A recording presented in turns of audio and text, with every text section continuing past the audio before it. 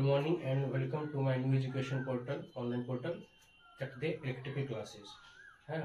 तो स्टूडेंट्स, जैसा कि मेरे को उम्मीद है, मेरे को होप है कि आप जो है कल का मैंने इलेक्ट्रिकल सर्किट एंड नेटवर्क का पहला वीडियो अपलोड किया मैं कल ही। मेरे को होप है कि आप, मेरे को उम्मीद है, इतना तो मैं कर ही सकता हूँ होप आप लोगों से, कि नहीं तो कि आप लोगों ने वो वीडियो देख लिया होगा अच्छे से और समझ भी लिया होगा कि उसमें मैंने क्या बताया। कल मैंने मटेरियल के बारे में अच्छे से बताया, पूरी जानकारी दी है, उसकी बिल्कुल बेसिक से स्टार्ट किया। मेरे को उम्मीद है, और आप लोग शेयर करें उस वीडियो को और देखें, आपको डेफिनेटली उससे फ़ायदा मिलेगा, है। मतलब मैंने उससे बिल्कुल बेसिक से बताया है। उसी तरह आज इलेक्ट्रिकल मेजरमेंट की बारी है। हम लोग इलेक्ट्रिकल मेजरमेंट का आज पहला लेक्चर है ये, ठीक है। और आप सारे लेक्चर का नोट्स प्रॉपर बनाएं और समझने की कोशिश करें। कहीं भी कोई दिक्कत हो, है ना, कहीं पे आप कोई प्रॉब्लम फेस करें तो आप उसी वीडियो के नीचे कमेंट करें, मैं आपको वहाँ भी रिप्लाई दूंगा, है ना।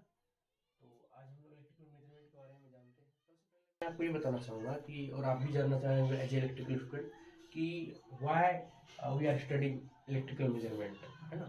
इसके क्या, हम क्यों इसको पढ़ रहे हैं, इसकी क्या सिग्निफिकेंस है। सबसे पहले मैं बताऊँ कि हमारे पास क्वांटिटी तो बहुत सारे हो गए, हमने क्वांटिटी बना भी लिया, जनरेट कर लिया, किस पानी से इलेक्ट्रिसिटी बनाना शुरू कर दिया, न्यूक्लियर से, यूरेनियम से, जो भी रेडियो एक्टिव एलिमेंट है उससे हम लोगों ने बनाना शुरू कर दिया इलेक्ट्रिसिटी, गोल से बना लिया, सब चीज़ से बनाना शुरू कर दिया।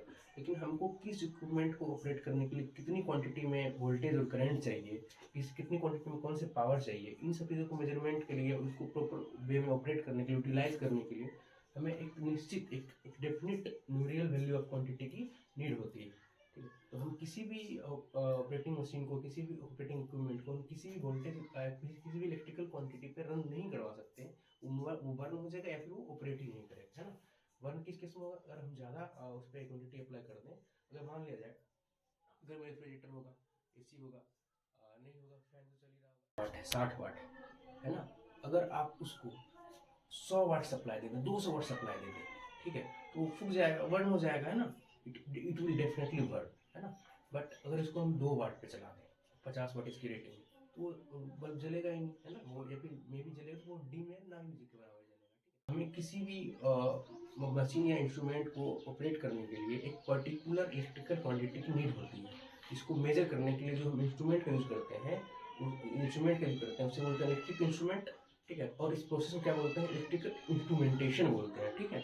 और मेजरमेंट एक ऐसा प्रोसेस है जिससे हम क्या करते हैं, किसी स्टैंडर्ड वैल्यू का किसी अननोन वैल्यू के साथ कंपैरिजन करते हैं, वो उससे कितना ज़्यादा बड़ा है, कितना ज़्यादा उससे बिगर वैल्यू है या फिर उससे लेसर वैल्यू है, इससे हम कंपेरिजन करते हैं, है ना, अननोन वैल्यू। और जो रिजल्ट आता है उसका एक अननोन वैल्यू के साथ आता है, और साथ में न्यूमेरिकल वैल्यू के साथ हम लोग लिखते हैं, ठीक है। चलिए, मैं उम्मीद करता हूँ कि आपको अच्छे से समझा पाया। चलिए एक बार फिर समझा देता हूँ। इंस्ट्रूमेंटेशन क्या है, इंस्ट्रूमेंट क्या है, बताता हूँ मैं। सबसे पहले ये समझिए, इंस्ट्रूमेंटेशन क्या है। किसी भी पर्टिकुलर मशीन या फिर किसी भी पर्टिकुलर इलेक्ट्रिकल थिंग्स को ऑपरेट करने के लिए एक सर्टेन इलेक्ट्रिकल क्वांटिटी की आवश्यकता होती है, नीड होती है।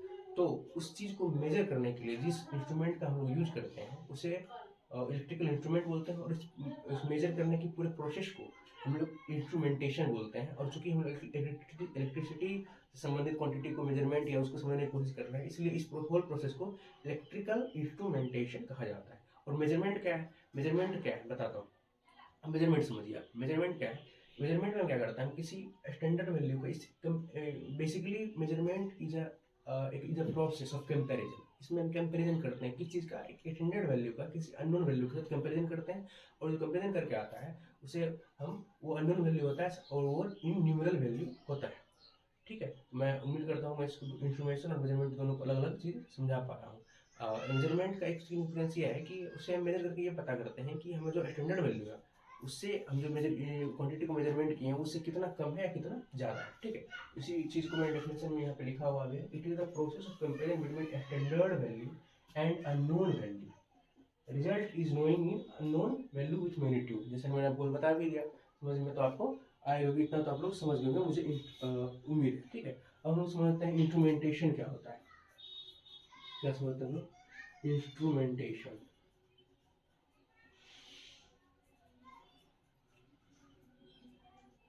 क्या बोलूँगा, इंस्ट्रूमेंटेशन। बेसिकली अगर उस जितना मैंने आपको वर्ड में बताया उसका एक लाइन में अगर लिखना चाहूँ उसको मैं क्या लिख सकता हूँ, है ना, उसको मैं क्या लिख सकता हूँ, एक लाइन की सिंपल सा डेफिनेशन आप लोग समझ जाएंगे, बहुत इजी वर्ड में मैं लिखाने वाला। It is a device, it is a device which makes comparison। ये क्या करता है, कंपेरिजन को करके हमें देता है, इसे बोलते हैं इंस्ट्रूमेंटेशन। ठीक है, अब हम इसके बारे में जानते हैं कि इंस्ट्रूमेंटेशन के, इंस्ट्रूमेंट के कुछ अपने अपने कैरेक्टरिस्टिक्स होती हैं जो हमको चाहिए होती है कि इंस्ट्रूमेंट में कि ये चीज़ होनी ही चाहिए। ठीक है, उसके बारे में जानते हैं, कैरेक्टरिस्टिक्स ऑफ इंस्ट्रूमेंटेशन।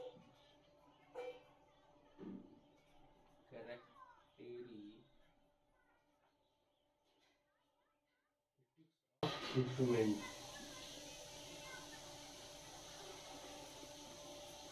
इसके बारे में सबसे पहले हम थोड़ा सा जानने का कोशिश करेंगे कि इसका कैरेक्टरिस्टिक्स क्या होता है। ठीक है, द पहला है the operational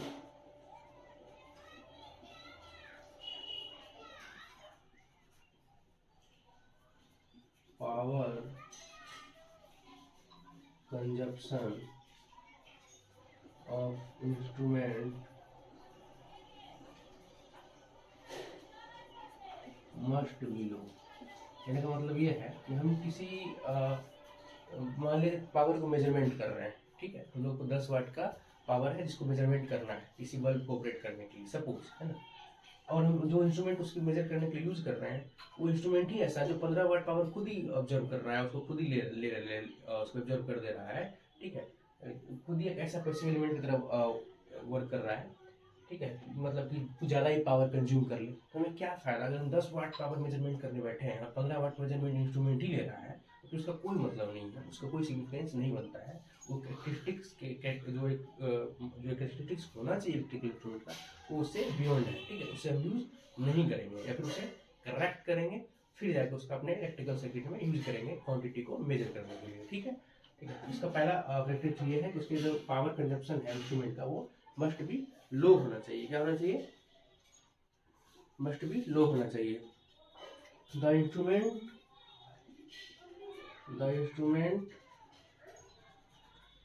should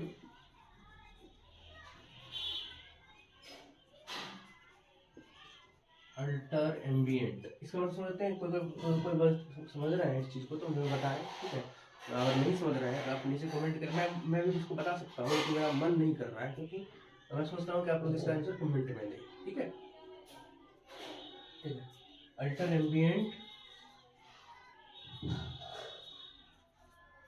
condition of circuit, the instrument should alter ambient condition of circuit. चलिए मैं बता ही देता हूँ आपको, है ना। आप लोग क्यों कष्ट करेंगे, कमेंट तो आप लोग बिल्कुल करते भी नहीं, लगता है कोई डाउट ही नहीं होता है, इतना अच्छा पढ़ा रहा हूँ क्या मैं, नहीं। अगर कोई डाउट है तो नीचे कमेंट करिए, आई विल बी देयर, है ना। Instrument should be alter ambient condition, मतलब क्या है कि अगर अल्टर एम्बियंट कंडीशन का मतलब ये है, अल्टर मतलब कोई इन्वायरमेंटल जो फिजिकल क्वांटिटी जैसे टेम्परेचर, प्रेशर, ह्यूमिडिटी, ठीक वगैरह, तो ये सब जो है इसका इफेक्ट जो है इंस्ट्रूमेंट पे अब उसको किसी चीज़ को ख़त्म नहीं कर सकते आप पूरा, ठीक, लेकिन जितना कम हो सके, जितना रिड्यूस हो सके, जितना उसका इफेक्ट कम पड़े हमारे मेजरमेंट पे, उतना हम चाहते हैं। ठीक, आगे लोग पढ़ेंगे भी ये सब रीजन से क्या एरर हो सकता है, क्या एरर होता है, उससे को हम क्या नाम देते हैं। ठीक है, वो भी हम लोग पढ़ेंगे आगे। लेकिन जब अभी कैरेक्टरिस्टिक्स बारे में जान रहे हैं तो हम जान लें अल्टर एम्बिएंट कंडीशन का मतलब होता है कोई भी बाहरी physical quantity, environmental physical quantity, जैसे टेम्परेचर, प्रेशर, ह्यूमिडिटी, है ना, मॉइस्चर वगैरह वगैरह, तो इस सब का इफेक्ट जो है हमारे इंस्ट्रूमेंट पे नहीं होना चाहिए जो कि हम सर्किट में यूज कर रहे हैं। तो ये हो गए कैरेक्टरिस्टिक्स ऑफ इंस्ट्रूमेंटेशन। ठीक है, हम लोग पढ़ते हैं कि जो मेजरमेंट कर रहे हैं, तो जिस इंस्ट्रूमेंट मेजरमेंट कर रहे हो इस प्रोसेस को इंस्ट्रूमेंटेशन के लिए भी आपने समझ लिया, मेजरमेंट क्या है ये भी समझ लिया।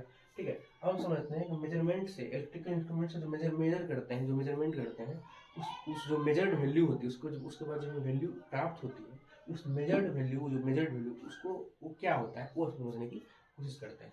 ठीक है, तो अगला टॉपिक हमारा measured value.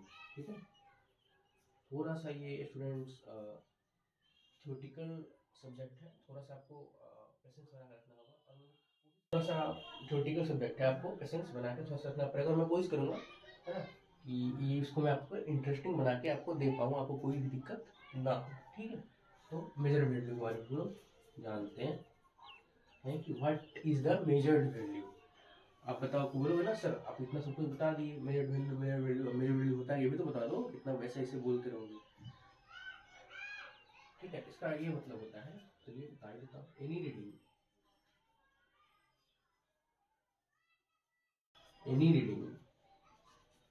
measured any reading measured from electrical instrument,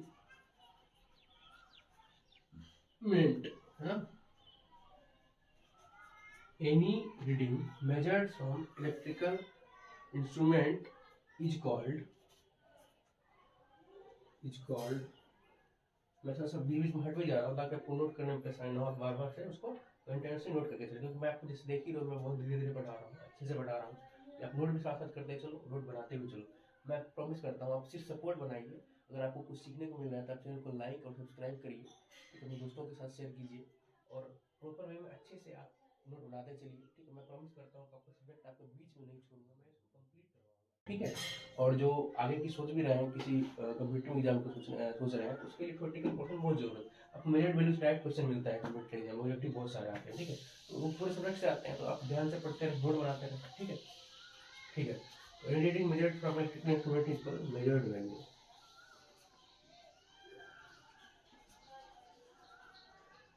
any measured from any, ऐसा नहीं है कि मतलब वो बिल्कुल प्रिसाइज है, एक्यूरेट होगा तभी। प्रिसाइज एक्यूरेट ये भी टर्म आपको आगे आएंगे, इसकी जस्ट बाद में आपको बताऊंगा। ठीक है, तो कोई भी क्वांटिटी हो, ठीक है, वो बहुत ज़्यादा मेजर कर दिया इंस्ट्रूमेंट, खून खराब है, बहुत करना चाहिए 2 वाट कर दिया 100 वाट, फिर वो इलेक्ट्रिकल मेजरमेंट ही है, इलेक्ट्रिकल वो इंस्ट्रूमेंट मेजर तो किया ना, मेजर्ड वैल्यू ही है, उसको भी हम बोलेंगे। ठीक है, तो उम्मीद है कि मेजर्ड वैल्यू आप लोग समझ गए होंगे। ठीक है, अब हम समझते हैं एक्चुअल वैल्यू क्या होता है, क्या समझेंगे हम, एक्चुअल वैल्यू क्या होता है। अब समझते हैं हम लोग एक्चुअल वैल्यू क्या होता है। Any value calculated from rated value, any value calculated from rated value is called actual value। ठीक है, क्या बोलते हैं इसको, एक्चुअल वैल्यू बोलते हैं, तो पढ़ लीजिए। Any value calculated from rated value is known as true value और एक्चुअल वैल्यू, इसी को भी क्या बोलते हैं हम लोग, ट्रू वैल्यू भी बोलते हैं। Value, any value calculated from rated value is called actual value. किसी को ये समझ में नहीं आया होगा, फिर बोला सर मजा नहीं आया है, कुछ और भी पढ़ा दो यार, है ना, चलो फिर एक और डेफिनेशन लिख लो, क्या है, एक और डेफिनेशन लिख लो। एक और डेफिनेशन है, any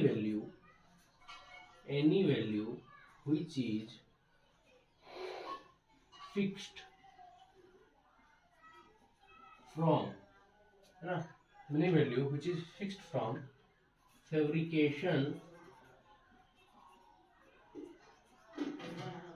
fabrication of device or instrument is called actual value और ट्रू वैल्यू, इसी को क्या बोलते हैं, ट्रू वैल्यू बोलते हैं, है ना। Any value which is fixed from fabrication of device or instrument is known as true value और actual value, है ना। ये होता है एक्चुअल वैल्यू का डेफिनेशंस, है ना। अगर आप एक और डेफिनेशन लेना चाहते हैं तो मैं वो भी लिखवा सकता हूँ, लेकिन आई थिंक ये it is more than sufficient, है ना। अब आगे लिखते हैं कि हम क्या करते हैं, ट्रू वैल्यू को हम लोग देखिए हम लोग क्या सोचते हैं, क्या चाहते हैं कि हमारा जितना भी इंस्ट्रूमेंट है वो एक्यूरेट और अप्रॉक्स एक्चुअल वैल्यू या ट्रू वैल्यू के अप्रॉक्स हमको क्या कर रिजल्ट ला के दे। ये पॉसिबल नहीं है 100% एक्चुअल वैल्यू ही दे, लेकिन उसके आसपास देते हैं तो हम लोग उसको एक्चुअल मान लेते हैं। लेकिन एक्चुअल वैल्यू को निकालने के लिए हम करते क्या है, ये हम आपको बता देते हैं। ठीक है, आगे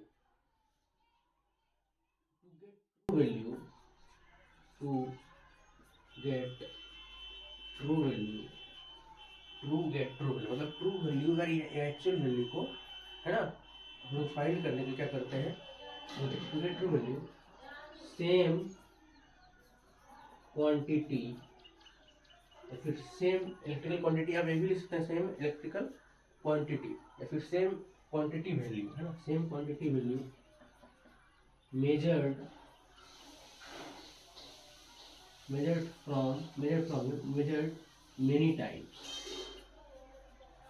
many times and then we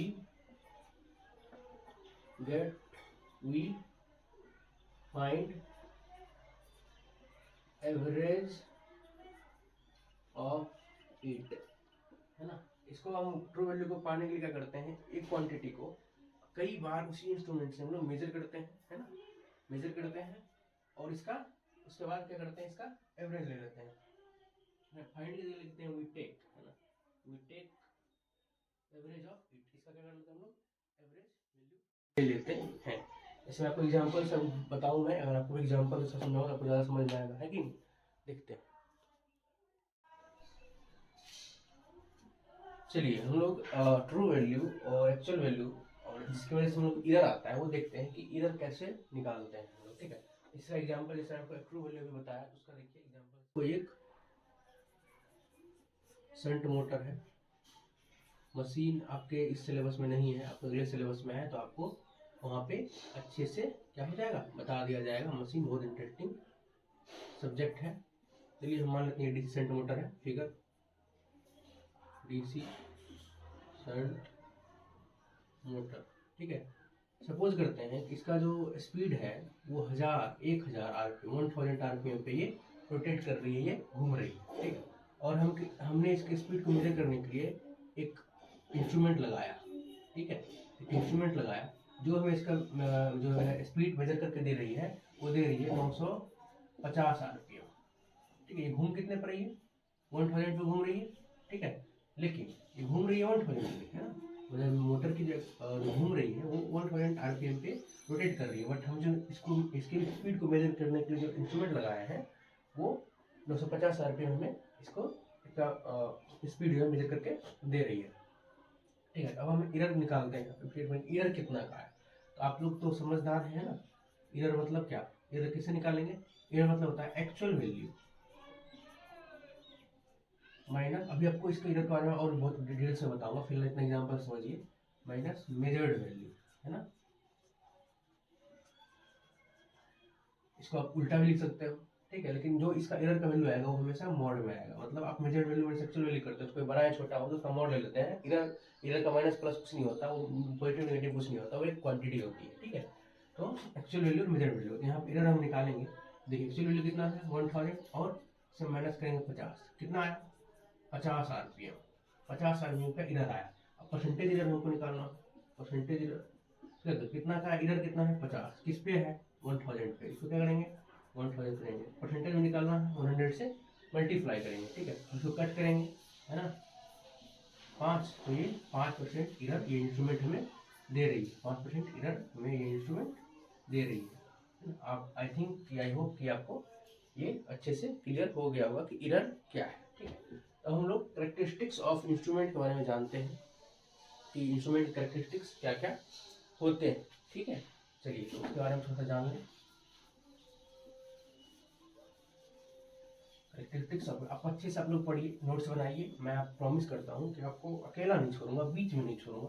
मैंने स्टार्ट किया है तो आपको पूरे तरह से खत्म करूंगा सिलेबस को, बशर्ते एक कंडीशन है मेरा ये है, मैं आपसे जो चाहता हूँ, मेरी चाह सिर्फ एक ही यही है आपसे, आप लोग सपोर्ट बनाइए, है ना। चैनल पे जैसे कि आप जान रहे न्यू चैनल है तो उसको थोड़ा सा सपोर्ट कीजिए, अगर आप कंटेंट अच्छा लगा तो अपने दोस्तों के साथ शेयर कीजिए यार। कहीं भी आप ऑफलाइन में पढ़ने जाओगे तो इतना तो पे करोगे, या फ्री ऑफ कॉस्ट मिल रहा है। आप मैं जो नोट बनवाऊंगा एक दो चैप्टर खत्म हो जाने दो, मैं जो नोट बनवाऊंगा आप किसी जो अदर फैकल्टी से किसी से या फिर कहीं ऑफलाइन कोचिंग पढ़ रहा होगा उससे आप मैच करवा लीजिए, ठीक है। अगर सेटिस्फेक्शन के लिए मैं कहीं कुछ बुरा नहीं दे रहा हूँ, आपके समझने के लिए बहुत अच्छा कंटेंट है, ठीक है। और सब्सक्राइब करो यार, अच्छा लगता है, दिल से अच्छा लगता है ना। चलिए आगे बढ़ते हैं, ठीक है। अब कैरेक्टरिस्टिक्स ऑफ इंस्ट्रूमेंट के बारे में थोड़ा सा जान लेते हैं।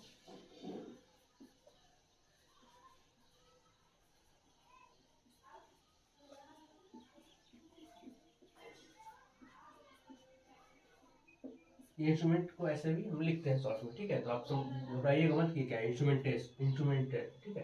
क्या है इंस्ट्रूमेंट है, ये लिखा हुआ। तो इसका जो कैरेक्टरिस्टिक्स होता है वो दो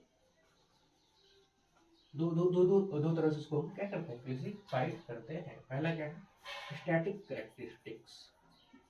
पहला क्या है, स्टैटिक कैरेक्टरिस्टिक। दूसरा क्या है, डायनामिक, है ना, डायनामिक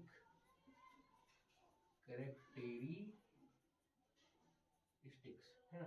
तो इसमें कुछ अपने इसका कुछ और इसमें कुछ क्वांटिटी है जो आती है, इसका कुछ अलग क्वांटिटी है जो आती है। डायनामिक कैरेक्टरिस्टिक्स को देखते हैं, इसमें कौन कौन से क्वांटिटी आते हैं, ठीक है। इसके बारे में हम लोग जानेंगे और इसके और टाइप क्या होते हैं और इसमें कौन कौन से कैरेक्टरिस्टिक्स आते हैं, ये भी हम लोग जानेंगे, है ना। लेकिन सबसे बड़ी बात यह है कि डायनेमिक जो है कैरेक्टरिस्टिक्स में आपको उतना ज़्यादा पढ़ना नहीं है, सिर्फ आप नाम जान लीजिए, आगे आपको पढ़ने का मौका मिलेगा। या फिर आप लोग अगर कहीं कमेंट नीचे करिए डायनामिक कैरेक्टरिस्टिक्स के बारे में आपको पढ़ना है तो मैं पढ़ा दूंगा, ठीक है। अगर आप इंटरेस्टेड होंगे तो पढ़ना, ये आपके लिए इतना इम्पोर्टेंट नहीं है। 2-3 नाम है, आप लिख लीजिए। हाँ जी, तो हम लोग पढ़ रहे थे स्टैटिक कैरेक्टरिस्टिक्स के बारे में हमको पूरा बता दिया था। इसके बारे में हम लोग डिफाइन भी करेंगे, इसको अच्छे से समझेंगे भी। डायनामिक कैरेक्टरिस्टिक्स के बारे में पढ़ते हैं।